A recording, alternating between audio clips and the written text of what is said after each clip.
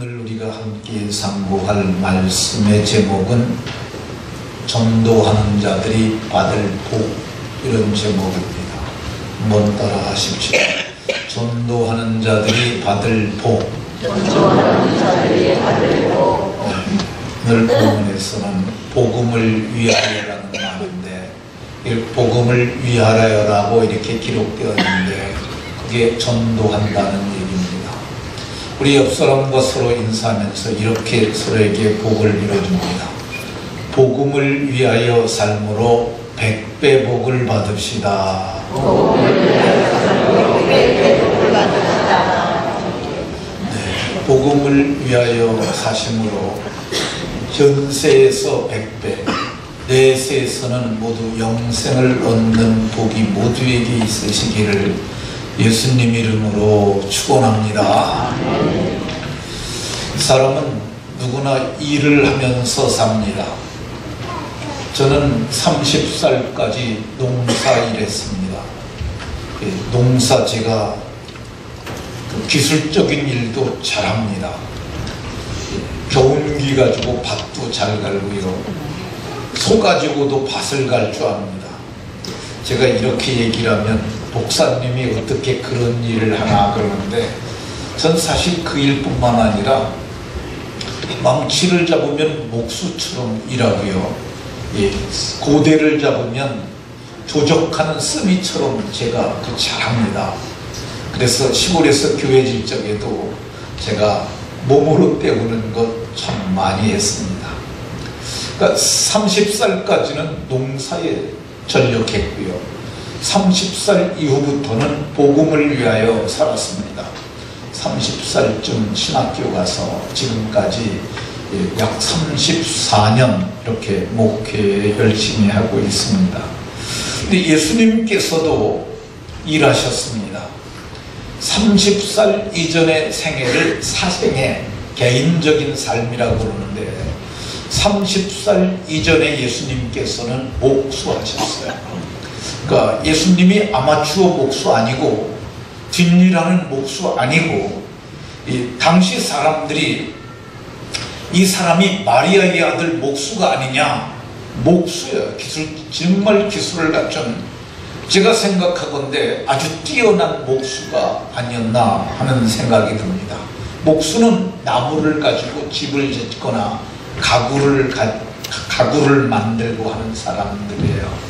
목수가 건축 목수, 요즘은 거푸집 공사하는 목수, 내장 목수 막 구분합니다만은, 예수님께서 집을 짓는 목수셨던 것으로 보여집니다. 근데 30살이 되셨을 때, 그게 예수님의 인생의 전환점이죠. 공생애를 시작하시는 시점이에요. 30살 되셨을 때부터 하나님의 일을 하셨는데, 이 30살이 제사장에 취임하는 날이 나이가 30살이에요. 예수님께서 30살 되셨을 때 공적인 일을 하셨는데, 그래서 공생애 이렇게 얘기를 합니다. 예수님이 공생애 동안 하셨던 일을 세 가지로 크게 구분할 수 있어요. 이걸 3대 사역이라고 이렇게 얘기를 합니다. 티칭, 힐링, 미니스트리 얘기를 하는데, 이게 가르치고 고치고 전파하는 일이에요. 예수님께서 공생애 동안 가장, 그러나 그 중에서도 비중을 많이 둔 것을 어떤 일이라고 보냐면, 예수님께서 전도하신 일이라고 생각이 되어집니다. 마가복음 1장 39절에 보면 온 갈릴리에 다니시며, 전도를 하는데 몸소 발바닥으로 땅을 딛고 다니면서 전도하셨어요. 근데 예수님께서 전도를 하셨는데 어떻게 했느냐? 효과적 전도를 하셨어요. 고기를 잡을 적에도 고기가 없는 데 가서 잡는 것하고 고기가 많은 데 가서 잡는 것하고 어느 쪽에서 많이 잡겠습니까? 고기가 많은 데 가야 많이 잡잖아요. 근데 예수님께서도 회당을 전도의 시작점으로 택하셨어요. 회당은 어떤 곳이냐면요, 오늘날 한국의 교회가 동네마다 있는 것처럼 동네마다 있었던 유대인의 예배 처소가 시나고그라고 그러는데 그게 회당이에요. 그 회당은 이스라엘 백성들이 지역에서 예배하는 처소고요. 성전은 예루살렘에 있었는데 1년에 크게는 3번 유월절, 맥주절, 수장절에 가서 하나님을 예배하는 곳, 그게 성전이야. 성전은 한 개밖에 없고 이 회당은 이스라엘 백성들이 있는 곳에는 다 있었어요. 적게는 10가정만 있어도 유대인들은 회당을 세운다고 그래요. 그리고 랍비를 청합니다. 회당장이 되는 거죠, 그 랍비가. 그러면 그 사람들이 10가정을 돌아보면서 목회를 하는 거야. 근데 그 사람들이 랍비에게 주는 월급은 대학 교수에 준하는 월급을 준다고 합니다. 그 사람들이 온전히 11조 드리고 그들이 소득이 많으니까 충분히 10가정만 모여도 회당을 운영할 수 있다고 해요. 근데 예수님께서 왜 회당을 택하셨느냐? 회당에 가게 되면 사람들이 모여 있으니까 많잖아요. 그러니까 길거리에서 전도를 하게 되면 집중이 잘 안 돼요. 시장에서 전도를 한다고 해보세요. 사람들이 막 왔다 갔다 하고 소음도 있고 그러니까 전도가 쉽지 않은 거야. 근데 예수님께서 회당에 들어가서 앉으시면 이 사람들이 예수님의 말씀에 집중을 하고 예수님은 거기서 복음을 말할 수 있으니까 예수님께서는 회당을 택하셨어요. 예수님께서 가장 지상사역하는 동안 힘썼던 일은 제자 세우는 일이라 할 것입니다. 그러니까 예수님께서 책 한 권을 남기지 않으셨어요. 세상 떠나가실 적에도 책 한 권 남기지 않았고 집 한 채 남기지 않았고 땅 한 평 남기지 않았지만 예수님께서 유일하게 남긴 것이 있는데 제자들이에요. 이 제자들이 예수님께서 이 제자들을 12명을 세웠는데 이 사람들을 세운 목적도 사실은 전도입니다. 첫 번째는 자기와 함께 있는 것, 그리고 귀신 쫓는 권능을 줘서 저들로 하여금 전도하게 하시려는 것, 그것이 제자를 세운 목적이었던 걸 볼 수가 있습니다. 예수님께서 70명의 제자를 세우기도 하셨어요. 근데 이들은 둘씩 짝져서 동네마다 보내면서 저들로 전도하게 하셨던 것을 볼 수가 있습니다. 그러니까 예수님은 지상 사역을 하실 때 가장 목적을 두고 하셨던 일이 뭐냐? 그게 전도예요. 예수님께서 우리가 다른 마을들 나가자, 거기서도 내가 전도하리니 내가 이를 위하여 왔노라. 그러니까 예수님께서 하늘 영광을 버리고 이 땅에 오신 목적이 뭐냐? 전도하리니 내가 이를 위하여 왔다고, 전도가 목적이라고 이렇게 말씀하셨던 것을 볼 수가 있습니다. 그러니까 예수님께서 지상사역을 마감하시면서도 말씀하시길 너희는 모든 족속을 제자로 삼아. 제자로 삼으려면 어떻게 해야 돼요? 복음을 전해야 되잖아요. 그러니까 예수님께서는 세상을 떠나가시면서도 그 말씀하셨어요. 그러면 예수님께서 목적을 두고 사셨던 전도가 도대체 뭘까? 전도는 복음을 전하는 것을 전도라고 얘기를 합니다. 예수님께서 모든 성경을 보면 복음서가 4가지가 있습니다. 마태, 마가, 누가, 이 3가지를 공관복음이라고 얘기해요. 공관복음이라는 말은 공통적 관점을 가지고 기록한 복음서라는 뜻이죠. 근데 이 공관복음에 보면은 공관복음의 기자들이 기록한 사람들이 한결같이 예수님께서 제일 첫마디로 하신 말씀이 복음을 전파했다고 얘기를 합니다. 하나님의 나라가 가까웠으니 회개하고 복음을 믿으라, 이렇게 말씀하셨어요.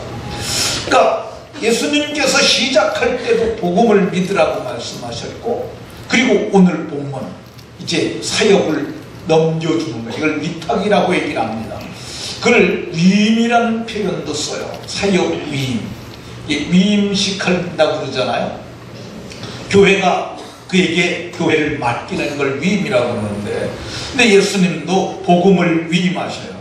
나와 복음을 위하여 너희가 살아라 그러면서 내 복음을 저들에게 넘겨주시는 걸 볼 수가 있는데, 예수님께서는 사역을 마칠 적에도 이제 너희는 만민에게 다니면서 복음을 전파하라고 이렇게 말씀하셨던 것을 볼 수가 있습니다. 그러니까 예수님의 생애 전체가 복음을 위해서 사셨다, 이렇게 말할 수 있습니다. 그러면 예수님께서 목적을 두고 살으셨던 마지막 유언처럼 남기신 말도 복음을 위하여 살라고 그러셨는데, 이 복음이 뭐냐? 복음은 예수님 얘기가 복음입니다. 그러니까 우리가 신약 성경 첫 번째 책이 마태복음이에요. 이게 마태가 전한 복음서라는 뜻이에요. 마태가 전한 복음서. 마태복음 1장 1절에 보면은 예수님 얘기가 나옵니다. 아브라함과 다윗의 자손 예수 그리스도의 계보라. 그러니까 첫 번째부터 예수님 얘기가 나와요. 그럼 맨 28장 제일 마지막 절 28장 20절 얘기는 누구 얘기겠습니까? 거기도 예수님 얘기예요. 예수님께서 내가 세상 끝날까지 너희와 항상 함께 있겠다. 예수님이 마지막으로 하신 말씀을 마태가 기록했어요. 그러니까 성경 마태복음 전체는 다 예수님 얘기예요. 그래서 마태가 전한 복음, 복음은 예수님 얘기를 할 수 있습니다. 마가복음도 역시 마찬가지죠. 하나님의 아들 예수 그리스도의 복음의 시작이라 이 마가가 하나님의 아들 예수님의 얘기라고 복음서를 시작을 해요. 그리고 맨 마지막 절에도 보면 예수님이 제자들하고 함께 하셔서, 예수님께서 제자들과 함께 하셔서 표적으로 제자들이 복음을 전할 때 표적 증거가 있게 하셨는데, 그래서 예수님 말씀이, 제자들이 전한 말씀이 확실하다는 것을 증거로 보여주셨다고 얘기를 해요. 그러니까 마가복음은 예수님이 제자들과 함께 하시는 사역에 대한 증언으로 마치는 걸 볼 수 있습니다. 그러니까 마가복음도 예수님 얘기예요. 누가복음도 예수님 얘기예요. 요한복음도 태초에 말씀이 계시니라, 말씀이 이 하나님과 함께 계셨으니 말씀은 곧 하나님이시라. 근데 이 말씀이 육신이 돼서, 그래서 예수님 얘기예요. 말씀이 육신이 돼서 우리 가운데 오셨는데 우리가 그분을 보니까 그분이 독생자요 예수 그리스도라고 이렇게 말하는 걸 볼 수가 있습니다. 그러니까 복음은 누구 얘기냐? 예수님 얘기라는 거 알 수 있습니다. 제가 여러분들에게 한번 물어보겠습니다. 복음이 뭐지요? 자, 다시 한번 묻겠습니다. 한번 말해보세요. 왜 그러냐면은 이거 복음이 뭐냐고 그러면 사람들이 말을 못해요. 자, 제가 여러분들에게 여태까지 설명했잖아요. 복음이 뭐지요? 예수님 이야기가 복음입니다. 예수님 이야기. 근데 이 복음이 예수님 이야기인데 전체가 다 얘기니까 너무 좀 두리뭉실하잖아요. 복음을 정리하신 분이 있는데 그분이 바울 사도예요. 바울 사도가 고린도전서 15장 3절과 4절에서 성경대로 그리스도께서 우리 죄를 위하여 죽으시고 장사 지낸 바 되었다가 성경대로 사흘 만에 살아난 것, 이것이 내가 받은 복음이고 내가 이것을 너에게 전한다고 이렇게 말합니다.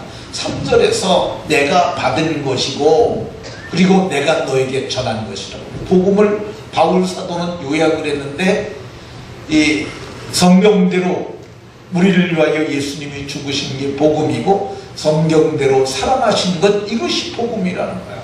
자, 복음을 요약을 하면은 바울 사도는 어떻게 요약을 했다고요? 성경대로 어떻게 했다고요? 죽으시고 또 성경대로 살아나신 것, 이게 복음이에요. 예수님이 우리 죄를 위하여 죽으시고 우리를 위하여 부활의 첫 열매된 사건, 이거를 바울 사도는 고린도 교회에 전하면서 이게 복음이라고 말했어요. 바울 사도께서 로마 교회에 편지하면서 복음을 또 다르게 표현했는데, 하나님께서 그를 죽은 자 가운데서 살리신 것을 마음에 믿으면 구원을 받으리라. 죽은 자 가운데 살아나신 것, 이게 복음이고요. 이것을 마음으로 믿으면 의에 이르고 입으로 시인한다는 것은 내가 주를 믿습니다라는 믿음의 고백을 하면은 사람들이 구원에 이르게 된다고 이렇게 말하는데, 사도는 이것을 복음이라고 이렇게 정리했어요. 그러니까 복음은 어떤 거냐? 내 대신 죽으신 예수님을 믿는 것이고, 그 믿음으로 대속의 은혜를 힘입어서 구원에 이르는 것, 이게 복음이에요. 좀 더 구체적으로 설명하면 첫 번째, 하나님께서 그 아들을 보내신 것이 복음이고, 그분이 십자가에서 우리를 대신하여 죽으신 것이 복음이고, 그분이 성경대로 장사 지낸 바 되었다가 사흘 만에 다시 살아난 것이 복음이고, 그분이 살아나셔서 하늘에 올라간 거 아니에요. 올리우셔서 하나님의 보좌 우편에 앉으신 것 복음이고, 그분이 우리를 데리러 천사장의 호령과 나팔로 강림하실 때 우리의 이 썩을 몸이, 이 죽을 몸이, 이 몸이, 제가 오늘 얼굴에 크림 발라서 조금 뺀질뺀질한데요, 이거 죽을 몸입니다. 이거 멸할 몸이야. 근데 이게 죽어서 썩어질지라도 하나님께서 이 영광의 몸의 형체와 같이 죽지 않을 영원히 사는 영생의 몸으로 바꿔서 하나님의 나라에 들어가서 영원토록 살게 하실 것, 이게 복음인 줄로 믿으시기 바랍니다. 그러면 복음을 전하는 일은 어떤 일일까? 복음을 전하는 것은 죄인을, 의인을 만드는 일이에요. 이 죄인은 참으로 무서운 거야. 그래서 죄의 삭은 사망이라고 얘기해요. 죄의 삭은 사망. 그럼 죄를 지고 죽으면 어디 가겠어요? 지옥에 가잖아요. 근데 지옥에 갈 수밖에 없는 그 죄인들을 의인을 만드는 거야. 그 믿음으로 의롭다 하심을 받는데, 이 의가 아브라함이 의롭다 하심을 받은 것과 동일한 의라고 갈라디아서 3장 7절 이하에서 말해요. 그러니까 아브라함이 믿음으로 의롭다 함을 받은 것처럼 우리도 유대인이 아님에도 불구하고 우리도 의롭다 하는, 이 의롭다 하심을 받는 것, 이것이 바로 복음으로 말미암는 의인데, 그러니까 우리가 복음을 전하면 그 일이 일어난다는 거예요. 우리가 복음을 전하면 죄인이 회개하는데, 죄인이 회개해서 의인이 되는데, 하나님이 이거를 얼마만큼 기뻐하냐? 하늘에서 회개할 것 없는 의인 99을 인하여 기뻐하는 것보다 더 기뻐한다고 얘기해요. 세상에서 이것보다 더 큰 변화, 이것보다 더 큰 역사는 사실 없습니다. 근데 사람들이 영적으로 둔감하고 그러니까 잘 모르는 거예요. 근데 생각을 해보세요. 허물과 죄로 죽은 인간들을 살려가지고 그걸 의롭다 하심을 받는 의인을 만들어내는 것, 이거는 정말 엄청난 일이죠. 제가 오늘 이 양복을 입고 왔는데, 이 양복이 조금 좀 잘 만든 것 같아요. 보여드릴까요? 아니, 왜 그러냐면은 그 양복 파는 데는 좀 그러더라고요. 쟀는데 자기네들이 이런 데서 단 같은 거 수선을 하지 아니하고 공장으로 보내더라고요. 공장에서 거기서 그냥 맞춰서 만들어서 내보내요. 그래서 이거 공장에서 맞춰서 내보내서 그런지 그래도 좀 맵시가 좀 더 나는 것 같은 생각이. 근데 이 소재 중에 일부는 뭐냐면은요, 원유예요, 원유. 여러분 텔레비에서 원유 풀 때 보면 이렇게 큰 펌프가 이렇게 펌프질하면서 폴리잖아요. 그때 나오는 게 시커먼 거야. 시커먼 기름 덩어리야.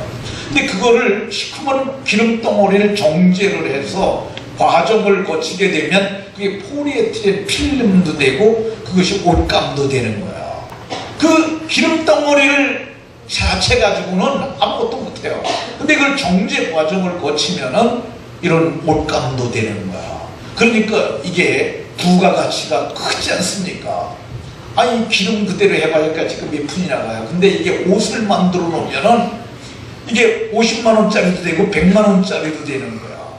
근데 이 마찬가지입니다. 이거 큰 것처럼 우리가 죄인을 의인을 만들어 놓으면은 하늘에서 회개할 것 없는 의인 99을 인하여서 기뻐하는 것보다 하나님이 더 기뻐하신다고 이렇게 말씀하고 있어요.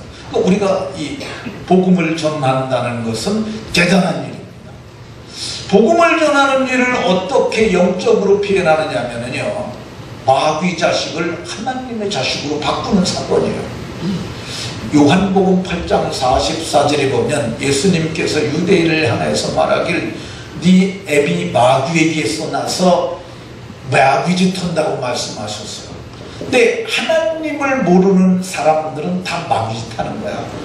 이렇게 얘기를 하면 세상 사람들이 우리가 무슨 마귀짓 하냐 그러는데 몰라서 그런 거야. 근데 이 사람들이 거듭나면 한 번 다시 태어나는 거야. 너희가 거듭난 것은 썩어질 씨로 되는 것이 아니요 썩지 아니할 씨로 되는데 그것이 하나님의 말씀이라고 얘기해요. 요한 사도도 너희가 거듭난 것은 하나님의 씨로 됐다고 얘기를 하고 있어요. 근데 하나님의 씨로 거듭난 사람들은 어떤 변화가 있느냐? 그 내면이 변화가 돼서 이 예수님을 믿는 그 순간, 영접하는 그 순간 하나님의 씨가 들어오고, 그리고 그때 우리가 뭘 받냐? 아들의 영을 받아요.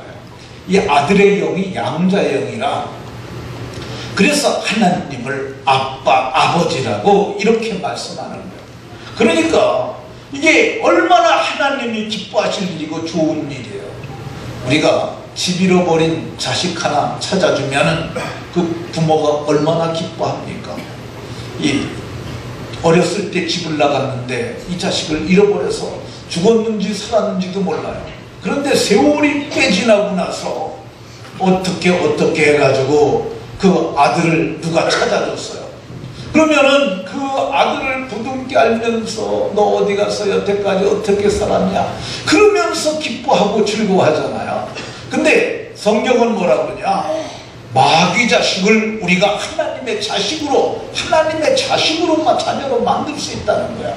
하나님을 아버지라고 부를 수 있도록 그 일을 우리가 할 수 있다고 얘기해요. 그러니까 복음을 전한다는 것은 정말 마귀 자식을 하나님의 자식으로 만드는 위대한 변화의 사건인 줄로 믿으시기 바랍니다.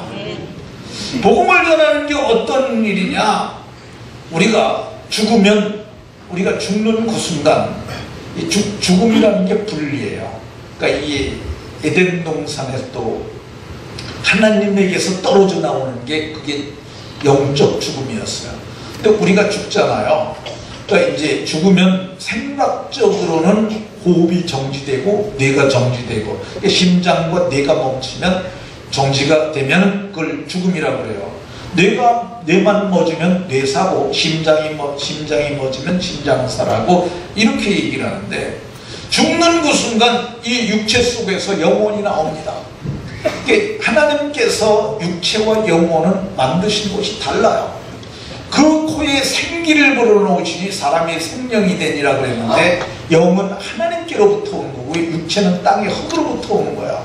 그래서 이게서 영혼이 이 호흡이 멈춰지는 그 순간 영혼이 튀어나옵니다. 여기서 못 살아요 이제는. 그러면 죽는 그 순간 믿지 아니하는 자들은 지옥의 사자들이 저를 이끌고 지옥불로 들이고 들어갑니다.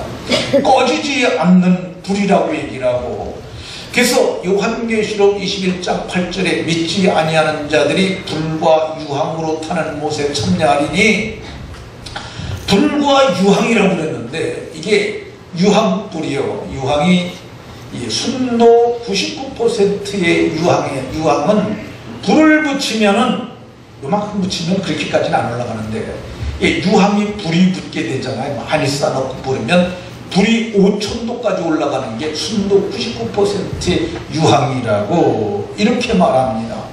근데 불과 유황으로 타는 곳에 던져진다고 그러는데 이게 얼마나 참혹한 일이에요. 불에 대본 사람들은 불이 뜨거운 걸 압니다. 그거를 불에 대보지 않고 나가도 불이 얼마나 뜨거운지, 지옥이 얼마나 뜨거운지 살짝 경험하고 싶어요. 그런 분들은 제가 오늘 가르쳐 드릴 테니까 집에 가셔서 가스레인지 불을 켜세요. 그리고 거기다가 이 손을 다 집어넣으면 큰일 나니까 손가락 하나만, 너무 오래 대지 말고 여기다 딱 대고 하나 둘 2초 동안만 견뎌보세요. 2초만 지나도 노래집니다. 끝이 노래져요. 근데 끝이 살짝 노래진 거기 때문에 한 이틀 지나면 괜찮아요. 근데 이건 경험을 해볼 필요가 있어요. 근데 이게 복음을 전하면 어떻게 되느냐? 그 지옥의 유황불에서 저를 건지는 거야. 어디로 건져놓냐? 성경을 보면 사랑의 아들의 나라로 옮기셨으니 이게 나라를 옮겨놓는 거야. 그러니까 여기서 이쪽으로. 왜 그러냐면 그 속에 있는 죄가 떠났기 때문에. 죄가 얼마만큼 떠났냐? 죄가 동에서 서가 먼 것처럼 동쪽에서 서쪽 끝까지 그 거리가 끝이 없어요. 그렇게 하나님께서 저들을 갖다가 옮기셨다고 얘기를 합니다. 이 복음을 전하면 지옥에서 천국으로 옮겨놓는 놀라운 일을 하게 되는 줄로 믿으시기 바랍니다. 지금 우리나라 제주도에는 우리나라를 안전한 나라로 생각해서 난민 청원을 한 사람들이 꽤 많습니다. 그러니까 근데 그 사람들을 우리나라가 잘 받아들이지 않으려고 그래요. 우리나라 정서가 그렇습니다. 왜 그러냐면 그 사람들, 우리 사실 지금 외국 노동자 들어와서 일 많이 하잖아요. 3D 업종 그 사람들 많이 시키잖아요. 그럼에도 불구하고 그 사람들을 받아들이지 않는 이유가 뭐냐면 그것이 이슬람 사람들이기 때문에 그래요. 겪어보니까 이슬람이 테러 집단이고, 그래서 또 여자들 몇 명씩 데리고 살고 여자들을 갖다 개패듯이 패고, 그리고 이번에도 이슬람권에서 일어난 재판 결과가 그 재판에서 여자가 남자가 자기를 죽이려고 그러니까 어떻게 했는데 남자가 죽었어요. 근데 그거 정당방위로 인정해야 되는데 그 법정에서 이슬람법에서 사형하라고 했고 사형시켰어요. 국제 여론도 들끓고 있는데, 어쨌든 국민청원과 같은 방법으로 저들의 청원을 막으려고 그러는데 그들이 자꾸 들어오려고 합니다. 우리나라에 들어오려고. 왜 그러냐면 우리나라에 들어오기만 하면 우리나라 국민들과 같은 법적 지위를 누릴 수 있기 때문에. 근데 여러분들은 우리나라가 얼마나 좋은 나라인지 잘 모르시지만요, 제가 우리 딸이 미국에서 아기를 낳는데, 미국에선 아기 한 번 낳는데 2천만 원 들어간대요. 미국이 힘든 나라입니다. 그러니까 보험을 거기서는 이렇게 다 들어서 한 200만 원 낸 모양인데, 근데 우리나라는 100만 원도 안 들잖아요. 그쵸? 자연분만 하게 되면. 그러니까 미국보다 우리나라가 더 좋은 나라입니다. 근데 저 사람들이 우리나라에 들어오기만 하면 국민연금도 받죠. 국민연금 아직 들 수 있는 사람들은 제가 보니까 많이 드는 게 좋을 것 같아요. 저는 목회하다가 이게 형편이 좀 그래가지고 조금만 붙잡고 했는데, 지금 받으면서 생각을 해보니까 그때 많이 불 거 하는 생각이 많이 드는데, 정말이에요. 많이 부세요. 많이 부면 나중에 많이 타더라고. 국민연금 젊은 사람들 내 얘기가 잘 이해가 안 갈 텐데, 나도 타기 전까지 이해를 못했어요. 그러니까 타면서 보니까 그때 많이 불 거 하는 생각이 드는데, 우리나라가 정말 좋은 나라입니다. 근데 그래서 우리나라 다 들어오려고 그러잖아요. 근데 우리나라는 저 사람들 들어오면 해가 많으니까 안 받아들이려고 그래요. 근데 천국은 성경을 보게 되면 문이 지금도 활짝 열려 있어요. 어떤 분들이 그래요. 지옥 천국이 10,000원이다 그러는데 그건 마귀들이 하는 말이에요. 거짓말이에요. 성경을 보면 노아가 방주를 졌을 때 하나님이 원하는 식구들이 다 들어가니까 문을 닫아버리셨어요. 더 이상 못 들어갔어요. 수많은 사람들이 홍수가 나니까 들어가려고 그랬지만 문을 안 열어줬어요. 근데 성경을 보면 교회가 문을 닫을 날이 옵니다. 무슨 교회가 문을 닫냐 그러는데, 로마서에 보면 이방인의 충만한 수가 들어오게 되면, 우리 이방인이잖아요. 혈통적으로는 이방인. 그렇게 되면은 하나님께서 문을 닫는데, 이 닫으시는 분이 다윗의 열쇠를 가지시는 분이에요. 열면 닫을 자가 없고 닫으면 열 자가 없는 그분이 문을 닫겠다고 이렇게 말씀하고 있는 것을 볼 수가 있습니다. 그러니까 우리가 세상 살아가는 동안 이 일을 할 수 있는 줄로 믿으시고, 복음을 때를 얻든지 못 얻든지 전해서 구원하는 복이 모두에게 있으시길 예수님 이름으로 축원합니다. 복음을 전하는 것은 어떤 일을 하는 거냐? 마지막 날에 생명의 부활하게 하는 거야. 사람이 다 죽습니다. 죽으면 하나님의 아들이 천사장의 호령과 나팔로 강림하실 때 죽은 자들이 살아나는데 두 가지 부활합니다. 하나는 심판의 부활, 하나는 생명의 부활합니다. 근데 우리는 무슨 부활하냐? 생명의 부활을 해야 하고 그렇게 됩니다. 왜 그러냐면 예수의 생명이 우리 속에 있기 때문에 우리가 마지막 날에 생명의 부활을 해서 영광에 참여하는데, 그게 그러면은 그때까지만 그런 복만 받냐? 지금 말하는 것들이 다 영적인 복들이잖아요. 아닙니다. 오늘 예수님께서 말씀하시길 현세에서 100배, 예수님을 믿는 그 순간부터 우리가 복을 받기 시작하는데, 그러니까 무슨 나라가 바뀌었으니까 하나님의 아들의 나라로 옮겨져 갖고 이렇게 사니까 우리가 놀라운 복을 받습니다. 어떤 복 받느냐? 마음이 변하고요, 생각이 변하고요, 삶이 변합니다. 한 사람 얘기하고 마치겠습니다. 설교 준비를 엄청 많이 했는데 뒤로 절반 정도 남았는데 요것만 얘기하고 마치겠습니다. 이 얘기는 제가 텔레비에서 본 건데, 그게 그 기억을 정리해서 한 거기 때문에 온전치는 못합니다. 근데 스토리는 맞아요. 네, 내용이 이겁니다. 어떤 부부가, 어떤 젊은 남녀가 결혼을 했어요.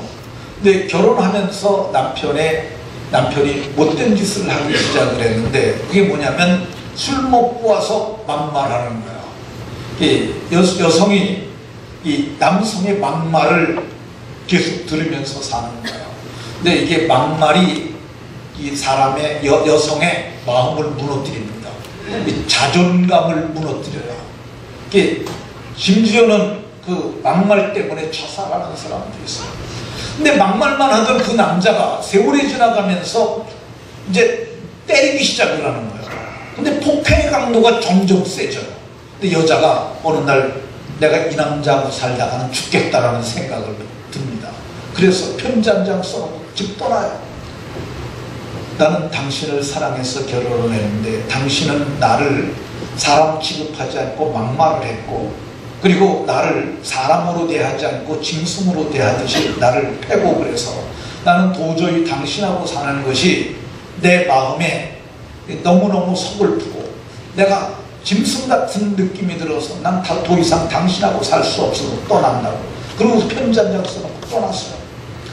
근데 이 남편이 그걸 이제 보고 그러면서 생각을 하는 거죠. 몇 날 며칠을 술 먹으면서 남편도 많이 마음이 상한 거야. 그러면서 그런 거야. 왜 나는 이럴까? 왜 나는, 남편도 그런 거야. 사랑하고 행복하게 살고 싶은데 술 먹고 와서 아내한테 그런 게 자기도 자책을 하면서 왜 나는 이럴까? 근데 어느 날 친구가 그래요. 너 그렇게 살지 말고 너 나와 같이 교회 좀 가자. 그래서 친구가 교회를 데려갑니다. 근데 교회를 가서 이게 복음을 들은 거야. 그리고 내가 바꿔질 수 있을까 생각을 하면서 이제 교회를 다니면서 하나님 나를 용서해 주시고 나로 하여금 새 사람 되게 해달라고 그렇게 기도하는데, 어느 날 친구가 그래요. 너 나하고 같이 아버지 학교 가서 거기 같이 가자. 근데 아버지 학교가 이 아버지 노릇을 해보지 못해서 아버지 짓을 잘 못하니까 아버지는 이렇게 해야 된다는 걸 가리키는 거예요. 근데 아버지 학교에 갔는데 거기서 가가지고 많은 걸 배웁니다. 내가 아내를 때릴 때 자식들이 어떤 마음이었을까 그 생각하면서 내가 자식들한테도 잘못했구나, 내가 아내한테도 잘못했구나, 이게 엄청 느끼면서 후회를 합니다. 근데 마지막 졸업식 할 때가, 수료식 할 때가 아내의 발을 씻기는 세족식이 있대요. 근데 아내가 없잖아요. 그는 다른 사람은 다 아내 내려놓고 발 씻겨주는데 자기는 물만 떠나놓고 앉아있다. 다른 사람 끝나니까 같이 끝났어요. 근데 그러면서 이제 세 사람이 많이 된 거죠. 근데 그거를 누가 서로 연결을 해준 거야. 있는데 이제 그 아내에게 네 신랑 지금 이제 교회 다니고 3사람 됐다더라. 그리고 그 남편에게도 그래요. 자네 아내가 지금 어디 있다고 얘기를 해준 거야. 근데 그걸 방송이 거기서 중재를 합니다. 그래가지고 이제 교회에서 그 2사람을 만나게 합니다. 근데 아내가 먼저 와서 기다리고 있어요. 근데 남자가 거기를 들어갈 적에 대야에 물을 떠가지고 들어가요. 그래가지고 그 여자 앞에 가서 그 대야를 놓고 그리고 말합니다. 미안해, 잘못했어. 그리고 내가 아버지 학교 했는데 거기서 아내에게 발 짚어주는 거 있는데 내가 못해서 그런데 지금 내가 당신의 발을 닦아줘도 되겠느냐. 그러니까 이 여자가 좀 그때 마음이 울컥하는 거죠. 가만히 있으니까 이렇게 발 벗기고 발을 닦아줘. 근데 이 남자가 발 닦으면서 우는 거야. 눈물을 뚝뚝 흘리는데 여자가 이 직감으로 알잖아. 이 남자가 우나 보다. 여자도 눈물을 흘리고 그 발을 깨끗이 닦아줍니다.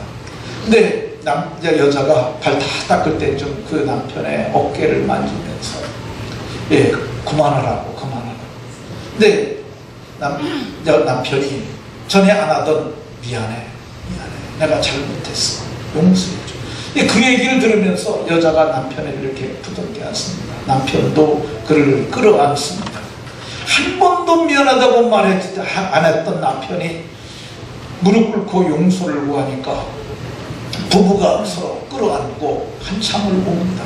그리고 일어나는데 남편이 자기가 내가 당신 위해서 당신이 좋아할 것 같은 겨울나기에 좋은 옷 한 벌 사왔다고 이렇게 외투를 하나 입혀줘요. 그리고 자기가 가지고 온 옷을 하나로 안겨줍니다.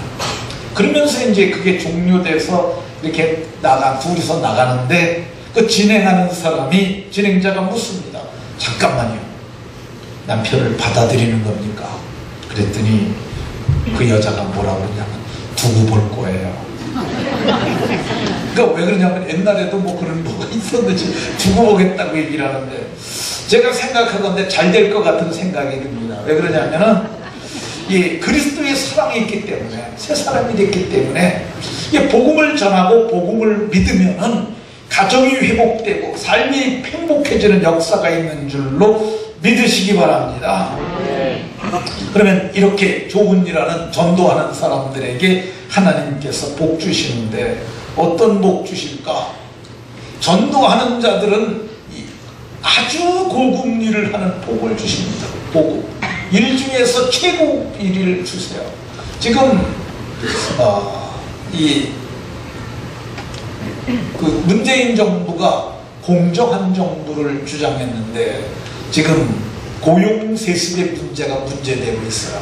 그러니까 뭐냐면은 이 노조의 간부들이 자기 자식들을 갖다가 자기가 이 간부로 있는 그 회사에 좋은 자리에다 집어넣는 것이 이게 막 발각이 들통이 나고 그러니까 그래서 그거 가지고 얘기를 하면서 이거 불공정하다 이런 얘기들 하는데 그런 일들이 꽤 있는 것 같습니다.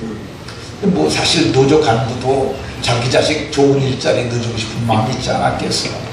근데 세상은 일자리 갖고 싸우는데 진짜 일자리가 넉넉한 곳이 하나 있습니다. 그게 어디냐? 요한복음 4장 35절에 보면 눈을 들어 밭을 봐라 씌어져 추수하게 돼 있다고 얘기합니다. 추수할 일꾼들이 적으니 추수할 일꾼들이 적다고 하나님이 부르세요. 이 추수할 일꾼들을 보내주소서 이렇게 하라고 얘기를 합니다. 근데 추수할 일꾼들이 추수하는 방식이 뭐냐? 복음을 전해서 저들을 알곡 만들어서 하나님께 드리는 일인데 이게 예수님께서 몸소하셨던 일입니다. 그러니까 하나님의 아들 그리스도는 만왕의 왕이 되세요. 대통령보다 더 귀한 분이 하셨던 그 일, 영적인 일이고 신령한 일인데 이 일을 우리에게 지금 맡기셔서 우리가 할 수 있도록 은혜 베푸셨어요. 이 일은 엄청 귀한 일입니다. 여러분들 이 세상의 의사들을 여러분들은 어떻게 생각하십니까? 좋은 직장이라고 생각하십니까? 저는 서울대 나온 치과 의사가 여기서 하다가 고읍으로 이사 가서 거기를 좀 다니면서 이빨 치료를 좀 했는데, 그 사람 보면서 제가 생각한 게 뭐냐, 야, 서울대 나와가지고 이빨 냄새, 썩은 냄새나 맡고 그거 그냥 하루 종일 거기 앉아갖고 요거 하는 거야. 그게 뭐 그렇게 훌륭하냐? 좀 그런 생각 진짜로 했어요. 그렇지 않습니까? 그거 왜 훌륭하다고 생각되세요? 전 별로 안 훌륭하다고 생각이 들더라고요. 외과 의사, 내과 의사들도 다 그래요. 얘는 짐승을 잡는 것은 100점이에요. 사람의 배 찔리고서 그거 만지고 그거 뭐 이렇게 저는 훌륭하다고 생각하지 않아요. 그거보다는 더 좋은 직장이 저는 교사가 낫다고 생각이 듭니다. 교사 훌륭하죠. 근데 교사보다 훨씬 더 훌륭한 게 있는데, 그게 복음을 전하는 거예요. 복음을 전해서 죄인을 의인을 만들고 지옥 갈 사람들을 하나님 나라로 옮겨놓고 하나님 낙원에서 영원토록 즐거워하는 그 복을 누릴 수 있도록 하는 그 일, 예수님이 몸사셨던 일, 그 일을 제가 위탁받았고 여러분들에게도 하나님이 주셨는 줄로 믿으시기 바랍니다. 자, 말씀을 마치도록 하겠습니다. 우리가 이제 낸 4주간의 전도 축제를 이제 이 다음 주에는 태신자 해산주일로 정하고 우리가 드려오려고 합니다. 정말 기회입니다. 기회. 그분들이 오게 되면 사람이 어떻게 구원받는지 제가 그거 말할 거예요.